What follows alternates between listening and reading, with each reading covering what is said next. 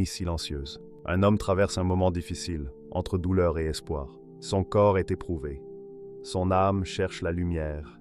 Et pourtant, au fond de son cœur, une flamme de foi refuse de s'éteindre. Les anges l'accompagnent, les djinns observent, et le monde ignore encore qu'il est celui qu'un grand guide spirituel a annoncé, le Mahdi. Mais avant d'incarner ce rôle de réformateur spirituel, il doit traverser la nuit la plus longue de sa vie. Une épreuve que même les saints ont évoquée, des siècles avant sa venue. Comment 3 maîtres spirituels, séparés par le temps, ont-ils parlé de la même épreuve, de la même guérison et du même élu? C'est ce que tu vas découvrir maintenant. Mais avant de plonger dans notre message de révélation d'aujourd'hui, abonne-toi si tu souhaites recevoir d'autres rappels de foi et partage ces enseignements avec ton entourage. Et si possible, indiquez-nous en commentaire depuis quelle ville ou quel pays tu nous regardes. Ta présence renforce cette quête de méditation et de guidance divine. La maladie cachée du réformateur. Avant que le monde ne remarque ou ne célèbre, avant même que les cœurs sincères ne pressentent une guidance, il y a la solitude. Cette solitude n'est pas seulement l'absence de compagnons. C'est un voyage intérieur, un moment où l'âme se confronte à ses propres ombres. Les textes spirituels parlent d'un élu, parfois appelé Mahdi, qui n'apparaît pas sous le signe d'une gloire immédiate. Il naît ou émerge avec un corps fragile et un esprit exposé, comme si la vie elle-même préparait son cœur à accueillir une mission divine. On évoque une épreuve qui dépasse la simple fatigue ou un mal passager. C'est un défi qui traverse le corps et l'âme, un feu invisible qui transforme doucement, laissant derrière lui des marques de patience et de résilience. Certaines nuits, chaque respiration devient un effort, le cœur s'agite, et l'esprit oscille entre vision et rêve, entre le tangible et ce que seul le divin peut révéler. Cette épreuve ne se limite pas au corps, elle se manifeste aussi par le sentiment de distance ou d'incompréhension de la part de ceux qui l'entourent. Les textes parlent de famille et de proches qui peinent à comprendre, et de compagnons qui hésitent à soutenir. Pourtant, cette période n'est pas un châtiment. Chaque difficulté devient une forge de l'âme, un creuset où l'être se purifie et se prépare à porter un rôle plus vaste que ce qu'il pourrait imaginer. La maladie ou l'épreuve vécue est une métamorphose. Comme l'or au feu, tout ce qui est superflu s'élimine. Colère, peur, orgueil et doute. Ce n'est pas un malheur, mais une initiation. Les textes anciens rappellent que nul ne peut guider autrui avant d'avoir exploré ses propres faiblesses et s'être relevé, non seulement intact, mais illuminé. Cette illumination protège l'élu des pièges du pouvoir ou de l'orgueil et le rend capable de rester fidèle à sa mission. La fragilité du corps n'est pas un obstacle. Elle enseigne la discipline, la patience et l'attention aux autres. Chaque moment de faiblesse devient une leçon d'humilité et de compassion. Il apprend à écouter les souffrances silencieuses, à percevoir la détresse avant qu'elle ne soit exprimée, et à comprendre que la vraie force réside dans la capacité à soutenir les autres avec douceur et sagesse. Certains textes évoquent des visions ou des rêves où le futur se révèle par fragments, mêlant lumière et ombre. Ces expériences, parfois éprouvantes, façonnent l'âme, permettant de recevoir ce que seul le divin peut offrir. L'épreuve révèle également les intentions sincères et celles qui le sont moins, aidant à discerner avec justesse et à naviguer dans les complexités humaines avec discernement. Cette épreuve n'est pas un malheur, mais un processus de purification. Chaque difficulté, chaque nuit de doute, chaque instant de fragilité contribue à préparer l'âme. Le corps semble faible, mais l'esprit s'éveille, la perception s'affine, et l'élu développe la lucidité nécessaire pour guider, inspirer et servir avec sagesse. Ainsi, cette épreuve touche l'intégralité de l'être. Chaque pensée, chaque émotion, chaque action est transformée. L'élu ne sort pas indemne, mais plus proche de la lumière divine, capable de porter la guidance et la sagesse. La souffrance devient un instrument de préparation, le rejet un apprentissage et la fragilité un signe de force intérieure. Le monde extérieur ne perçoit que la fragilité, mais derrière elle grandit une lumière silencieuse, prête à éclairer quand le moment divin sera venu. Et c'est dans cette tension entre ce qui est visible et ce qui est spirituel que se révèle la véritable force de l'élu. La fragilité, la solitude et l'épreuve deviennent les fondations de sa guidance et de sa sagesse. Le premier saint, As-Safadi, est la renaissance du Mahdi. Le temps semble parfois immobile dans les récits anciens, mais certaines paroles traversent les siècles comme des éclats de lumière dans l'obscurité. Salah ad-Din As-Safadi, un nom murmuré dans les bibliothèques et les manuscrits oubliés, a laissé des vers énigmatiques. Il n'écrivait pas pour le simple plaisir des mots, mais comme un guide spirituel. Chaque phrase, chaque image, chaque silence portait la vibration d'une vérité destinée à résonner bien plus tard. Dans ces vers, un récit fascinant émerge. Celui d'un homme éprouvé, dont le corps et l'âme semblaient avoir touché les limites de la résistance humaine. Imaginez ce personnage. Allongé, le souffle court, les muscles raides, chaque mouvement devient un effort. Le monde continue de tourner, mais lui est suspendu dans un temps presque irréel, où fatigue et solitude se mêlent. Ses yeux, pourtant ouverts, semblent chercher une lumière intérieure perceptible seulement au cœur sincère. Les textes de As-Safadi décrivent cette fragilité non pas avec pitié, mais avec une intensité qui force l'admiration. Vidé de toute force, écrit-il. L'élu, avant même de renaître, existe déjà dans ce moment de vulnérabilité. Puis vient un instant de transformation. Un souffle nouveau envahit son esprit et son cœur, subtil et imperceptible. Dans les vers, un changement se produit. Il revint ferme et frais, sans paresse. L'image évoque un redressement progressif, une énergie retrouvée, où l'épuisement semble se dissiper doucement. Les épreuves passées ne sont pas effacées, mais deviennent des repères pour la sagesse et la détermination à venir. Cette renaissance n'est pas seulement physique, c'est une métamorphose spirituelle. L'esprit s'élève, la perception s'affine, et l'élu devient capable de discerner au-delà des apparences, de comprendre la trame complexe du monde et des cœurs humains. Là où il doutait, il trouve désormais la clarté. Là où il hésitait, il peut agir avec prudence et discernement. Les textes anciens décrivent ce moment comme une lumière intérieure qui purifie chaque pensée et intention, offrant courage et force au service du bien. On pourrait comparer cette renaissance à l'aube après une longue nuit. Les couleurs de la vie deviennent éclatantes. Chaque geste exprime une certitude nouvelle, et le monde qui semblait peser sur ses épaules devient un terrain qu'il peut parcourir avec assurance. La faiblesse initiale est sublimée, transformée en une force intérieure capable d'inspirer et d'éclairer les autres. As-Safadi ne décrit pas seulement une guérison physique, mais un processus spirituel intense. L'élu n'est pas fort pour lui-même, mais pour les autres. Chaque once de courage, chaque lumière en lui devient un moyen d'illuminer le monde. La renaissance est le prélude à une mission, guider, inspirer, protéger et transmettre la sagesse. Visualisez la scène, un homme affaibli dans une pièce silencieuse, sentant un courant de force intérieure l'envahir. Ses mains, auparavant tremblantes, se redressent avec assurance. Ses yeux, qui semblaient perdus dans la contemplation de la douleur, s'ouvrent à une clarté nouvelle. La lumière devient un symbole de guidance et d'énergie retrouvée, un moment de grâce intérieure profondément humain. Les textes soulignent aussi la rapidité de cette transformation, de la fragilité à la force et à la clarté, sans transition brutale. Le corps ne souffre plus, mais garde les traces de l'épreuve. L'esprit s'éveille, tout en conservant les leçons du passé.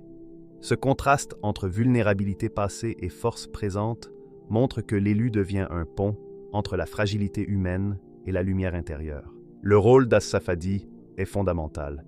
Il témoigne de ce changement. Ces vers montrent que les grandes missions commencent dans la vulnérabilité, l'humilité et l'épreuve. C'est cette phase qui rend possible l'éveil complet. Sans le passage par la difficulté, la renaissance ne serait pas authentique ni capable de guider avec sagesse. On peut presque sentir le monde retenir son souffle. Le vent, les arbres et la lumière semblent saluer l'éveil intérieur. Tout converge vers ce moment où la faiblesse devient force, où l'ombre se transforme en lumière et où l'élu se tient prêt à partager guidance et sagesse. Cette renaissance n'est pas seulement individuelle, elle prépare l'élu à servir les autres. Chaque souffle retrouvé, chaque geste assuré, chaque pensée éclairée devient un outil pour inspirer et soutenir. Le cycle est clair. D'abord la vulnérabilité, ensuite la purification, et enfin la renaissance. As-Safadi capture cette progression avec précision, rappelant que la vraie force naît toujours du feu de l'épreuve et de l'éveil qui s'ensuit.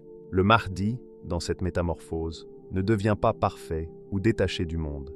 Il devient un guide capable de relier les expériences humaines à la lumière intérieure, prêt à agir avec sagesse, discernement et bienveillance. Le deuxième saint, Al-Kawsi, est la purification du cœur. Lorsque l'on parle de l'ascension intérieure du Mahdi, il est impossible de négliger la dimension spirituelle la plus profonde, celle de la purification du cœur. Si le premier point a décrit la fragilité physique et le second a célébré la renaissance du corps et de l'esprit, il reste une étape essentielle, celle que le cheikh Abdallah Salah ad-Din al-Kawsi considère comme une transformation intérieure profonde.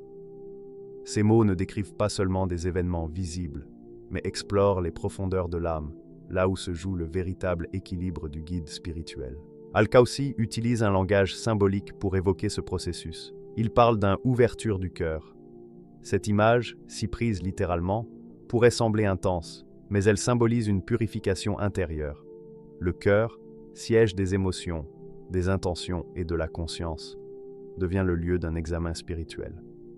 Chaque être humain porte en lui des ombres, peur, orgueil, colère, rancune. Et cette étape consiste à les confronter avec honnêteté et sincérité. L'épreuve est guidée par la lumière et la sagesse divine, non par des actes physiques, mais par un cheminement intérieur. Dans cette perspective, la douleur cesse d'être seulement un mal. Elle devient un révélateur. Chaque difficulté, physique, émotionnelle ou spirituelle, invite l'âme à se tourner vers l'intérieur et à sonder ses propres zones d'ombre. Là où le corps vacille, l'esprit s'éveille. Là où le cœur est éprouvé, il apprend à distinguer lumière et ténèbres.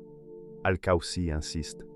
La difficulté est une porte vers la connaissance, un outil permettant de comprendre plus profondément soi-même et le monde.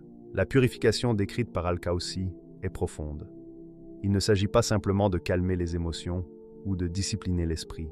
C'est un remodelage intérieur, où les attitudes et les pensées négatives sont progressivement transformées, laissant place à la clarté, la sagesse et la bienveillance. Cette démarche ne vise pas la perfection personnelle, mais l'alignement du cœur avec la guidance spirituelle, permettant à l'élu d'agir avec discernement et équilibre. Contrairement aux purifications progressives et lentes, le processus évoqué combine intensité et profondeur.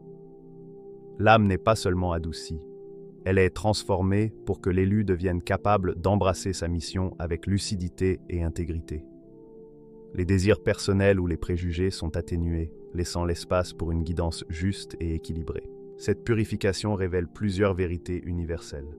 La première est que la souffrance dépasse le domaine physique. Elle touche la conscience et sert de catalyseur pour la croissance intérieure. Ce que l'on perçoit comme un mal ou une injustice devient alors un enseignement. L'être élu ne subit pas passivement l'épreuve, il l'intègre, la transforme en discernement et en sagesse. La deuxième vérité est que ce processus est un dialogue entre le divin et l'humain. Les anges, symboliquement, représentent les forces qui alignent la conscience de l'élu avec l'ordre universel. Chaque souffle, chaque image, chaque symbole dans ce cheminement montre l'importance d'accueillir la lumière et de se détacher des distractions pour purifier le cœur et l'âme. La purification ne se fait ni dans l'urgence, ni de manière ponctuelle. Elle combine patience et intensité. Chaque instant de difficulté devient une pierre posée dans l'édifice intérieur. Ce qui pourrait sembler fragmenté pour un observateur est, en réalité, un continuum harmonieux de transformation intérieure. Un autre aspect essentiel est la neutralité des décisions. L'élu, débarrassé de ses biais et de ses projections personnelles, devient capable d'agir avec justice et discernement. La pureté du cœur devient un instrument de guidance et de sagesse, non pour la gloire personnelle, mais pour servir avec équité et clarté. Ainsi, chaque épreuve façonne le Mahdi, comme un artisan façonne un cristal. Les difficultés deviennent des outils de transformation, chaque expérience purifiant et affinant l'âme. La purification personnelle est le fondement de toute action juste. Une âme purifiée peut guider sans égoïsme, avec bienveillance et lumière. La vision d'Al-Kawsi souligne l'unité entre souffrance et connaissance, douleur et lumière. La souffrance n'est pas une malédiction, mais un outil éducatif. La difficulté n'est pas un obstacle, mais un chemin vers l'illumination. L'âme, confrontée à ces ténèbres, apprend à se connaître et à s'aligner sur la guidance divine. Ce processus dépasse l'histoire du Mahdi et illustre une vérité universelle. La transformation commence là où la difficulté devient conscience et où la conscience devient lumière. En conclusion, pour Al-Kawsi, la guérison du Mahdi n'est complète que lorsque le cœur est pur. Le corps et l'esprit peuvent retrouver leur vigueur, mais seule l'âme purifiée permet d'utiliser cette force pour le bien, l'équilibre et la lumière. Le Mahdi, ainsi transformé intérieurement, devient un guide prêt à inspirer, protéger et éclairer le monde avec une clarté et une sagesse durables. Le troisième saint, Ibn Arabi, et la guérison céleste. Il existe des moments où le temps semble suspendu et où l'âme se concentre sur sa dimension la plus profonde. Ibn Arabi, maître parmi les maîtres, décrit ces instants avec une intensité qui transforme le langage en portail vers la réflexion spirituelle. La guérison du Mahdi, selon lui, n'est pas seulement un rétablissement physique ou mental, c'est un voyage intérieur, une élévation de l'âme entre ombre et lumière. Imaginez le Mahdi dans le silence d'une nuit profonde. Son corps, auparavant éprouvé par la fragilité et la fatigue, repose, tandis que son esprit s'élève dans un mouvement intérieur. Ibn Arabi compare cette élévation à un processus de purification et de discernement. Le corps devient un réceptacle, tandis que l'âme explore ses propres ressources et sa lumière intérieure. Chaque respiration devient un écho de l'univers intérieur. Les difficultés passées se transforment par la réflexion et la patience. Ibn Arabi décrit cette ascension comme une métamorphose. Les tensions, les peurs et les doutes de l'esprit se transforment en clarté, et le cœur s'ouvre à la sagesse, capable de refléter et de rayonner une compréhension plus profonde. Ainsi, le Mahdi ne se contente pas de surmonter ses souffrances. Il reçoit la force et la conscience pour accomplir sa mission. Chaque partie de son être s'harmonise, son esprit s'aligne sur la sagesse et la lumière intérieure. Ibn Arabi insiste sur la dimension initiatique de cette transformation. Avant de pouvoir inspirer et guider les autres, le Mahdi doit explorer et dépasser ses propres zones d'ombre. Les épreuves ne sont pas des obstacles, mais des révélateurs de la force authentique. Cette élévation est un processus intérieur subtil. L'âme traverse des sphères de conscience où le physique, l'émotionnel et le spirituel fusionnent en un tout cohérent. Ibn Arabi utilise des métaphores poétiques pour montrer que le cœur devient lumineux, capable d'orienter les décisions avec discernement et de dissiper les doutes, non par puissance extérieure, mais par clarté intérieure. Le voyage spirituel décrit par Ibn Arabi est également un moment de révélation et de maturité. L'âme découvre sa propre essence, et les limites précédemment perçues deviennent des ponts vers la croissance. Les difficultés sont comprises comme des messagères de transformation. Chaque épreuve est sublimée en force, chaque peur convertie en discernement. La guérison devient alors un processus d'alignement intérieur et de sagesse. Ce processus est silencieux, mais intense. Il ne dépend pas de gestes visibles, mais de l'expérience intérieure. Le Mahdi apprend la patience, l'humilité et la clarté. Son cœur se détache des préoccupations éphémères et se concentre sur ce qui est essentiel: pureté, justice, compassion et sagesse. Ce n'est pas un simple retour à la santé, c'est la naissance d'un être capable d'inspirer et de transformer par sa présence et sa lumière intérieure. La transformation décrit une ouverture vers une compréhension plus vaste du monde et de soi-même. L'âme du Mahdi reçoit des intuitions et une clarté qui éclairent sa vision et guide chaque action avec discernement. La force qu'il développe n'est pas un pouvoir, mais une capacité à agir avec justice, équilibre et bienveillance. Chaque élément de ce voyage a une fonction précise. L'épreuve passée, la renaissance précédente et la purification du cœur convergent vers ce moment où l'âme s'élève et où la lumière intérieure s'installe pleinement. C'est l'achèvement d'un processus de maturation spirituelle, l'union de l'expérience humaine avec la sagesse intérieure. Ainsi, la transformation du Mahdi, selon Ibn Arabi, n'est pas seulement physique ou psychologique. C'est un éveil de l'âme, une élévation vers la connaissance et la lumière intérieure. Les épreuves antérieures sont sublimées, intégrées dans une force intérieure qui permet de guider, protéger et éclairer le monde avec clarté, justice et sagesse. Le secret de la guérison divine. Il existe des vérités que l'œil humain ne peut percevoir directement, des réalités qui se révèlent à travers l'épreuve, la patience et la lumière intérieure. Les trois saints, As-Safadi, Al-Kawsi et Ibn Arabi, ont contemplé cette vérité, chacun avec sa propre vision, mais tous convergent vers le même message. Le Mahdi, l'homme choisi, se forme dans l'épreuve et se fortifie dans la guidance divine.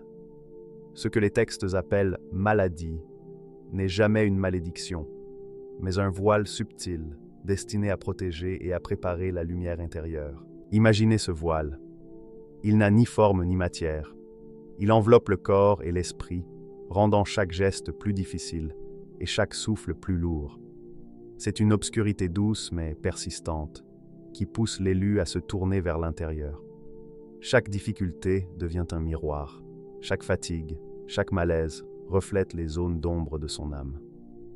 Le voile agit comme un filtre, une étape nécessaire pour que la lumière puisse briller avec clarté. Sans cette obscurité, la force et la sagesse n'auraient pas de valeur, et la mission divine resterait incomplète. Les trois saints ont décrit cette transformation sous différents angles. As-Safadi montre la renaissance physique, l'homme qui se relève avec vigueur après l'épreuve. Al-Kawsi détaille la purification intérieure, où l'âme se libère progressivement de ses impuretés pour briller avec clarté. Ibn Arabi décrit l'élévation spirituelle, où la lumière intérieure rayonne depuis le cœur, transformant l'expérience vécue en guidance et en sagesse. Ensemble, ces visions révèlent un chemin complet, un homme qui traverse l'épreuve, la purification et la lumière pour accomplir sa mission. La maladie, dans ce cadre, n'est pas seulement souffrance, elle est un instrument de préparation. Elle impose patience, aiguise la perception et affine le discernement. Quand le corps faiblit et que l'esprit vacille, la conscience s'éveille. La faiblesse devient le terrain fertile de la force future. La douleur agit comme un langage silencieux avec le divin, enseignant ce que ni le confort ni la santé ne pourraient révéler. Puis vient la guérison et la clarté. Chaque étape, renaissance physique, purification de l'âme, élévation spirituelle, s'assemblent comme les pièces d'un puzzle. Le corps retrouve sa vigueur, l'âme sa pureté, et l'esprit sa lucidité. Le Mahdi devient alors un reflet vivant de la miséricorde d'Allah, un exemple où la justice et la compassion s'incarnent dans la vie quotidienne. Le passé, douleur, solitude et épreuve, prend alors son sens. Les souffrances deviennent des étapes nécessaires, des catalyseurs de lumière. Chaque rejet, chaque nuit difficile, chaque épreuve est un apprentissage qui prépare à la manifestation de la guidance. Ce processus n'est pas seulement individuel, il a une dimension universelle. Le Mahdi devient un témoin vivant que la miséricorde divine s'incarne dans ceux qui acceptent de traverser les épreuves avec foi et patience. Le voile et la lumière sont interdépendants. Sans l'épreuve, la clarté serait fragile. Sans le voile, la lumière ne pourrait pleinement se révéler. Le Mahdi est à la fois celui qui endure et celui qui rayonne, le corps et l'âme, la fragilité et la force. Cette dualité est la clé de la transformation. Comprendre que l'épreuve n'est pas un obstacle, mais un passage vers la lumière. Chaque instant de ce chemin est intense. On pourrait le comparer à une nuit où un rayon de soleil perce progressivement l'obscurité. L'ombre recule, les contours se précisent. La clarté s'insinue dans chaque pensée et chaque cellule. Le Mahdi, dans ce processus, est à la fois acteur et témoin. Sa persévérance et sa fidélité à sa mission intérieure permettent à la lumière de se manifester pleinement. La guérison et la lumière retrouvée sont destinées à la mission, pas au confort ou à la gloire personnelle. Elles deviennent des instruments de guidance, de justice et de compassion. La lumière intérieure, une fois pleinement éveillée, se diffuse à travers lui vers le monde. Elle réchauffe, éclaire et oriente ceux qui sont perdus dans l'ombre. Le temps et l'espace de cette transformation dépassent la perception ordinaire. La guérison ne se mesure pas selon un calendrier humain ni dans un lieu précis. Elle se déploie simultanément dans le corps, l'esprit et l'âme. C'est un moment où l'expérience humaine et la guidance divine convergent, où le voile tombe et où l'homme élu incarne la sagesse et la miséricorde d'Allah. Le secret de cette transformation est simple mais profond. Chaque épreuve, chaque difficulté a un but. Chaque étape, faiblesse, renaissance, purification, élévation, est un fragment d'un tout plus vaste. Le Mahdi, en traversant ces étapes, devient fort et éclairé, capable de refléter sur terre la miséricorde infinie de son Créateur. Sa maladie n'était pas un malheur, mais un voile. Sa guérison n'est pas un simple rétablissement, mais une révélation. Ainsi, l'homme élu devient un miroir vivant, irradiant lumière, sagesse et guidance dans le monde. Le Mahdi n'est pas seulement un homme attendu. Il est le symbole vivant de ce que la guidance divine peut accomplir, transformer l'épreuve et la faiblesse en lumière, en sagesse et en force intérieure. Alors réfléchis un instant. Et si tes propres difficultés, elles aussi, n'étaient qu'une étape vers ta propre transformation et ton éveil spirituel? Que la paix, la lumière et la miséricorde d'Allah soient sur vous.